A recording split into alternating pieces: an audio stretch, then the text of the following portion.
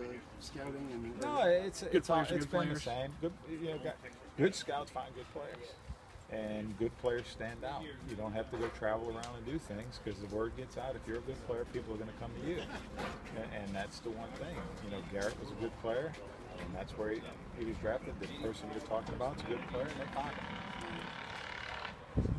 He was telling me, he had grown up playing football and basketball and hockey, and it wasn't really until the end of his junior year when he started doing that sort of stuff. And is that kind of interesting that most of these guys? No, if you look at the draft this year alone, the top drafts were all more than one sport. Right. I know the world's going to be one sport superstars, and if you look at the draft in football, basketball, and baseball, in their high school and in colleges, there were some of those guys. Most of those guys are two sports. And I guess I know he was here for a little bit at the end of last year. Is there anything to you that stands out about Garrett?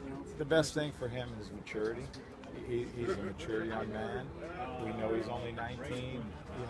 He takes everything with a grain of salt. He's like he's already been there. It doesn't matter where. And we just got to get him adjusted, to playing every day. And his body adjusted to that as a young man, and it will. I know he grew up pretty close to here. I know you had Jamie Schultz a couple years ago. Grew up really close. Is there anything that can help the guy?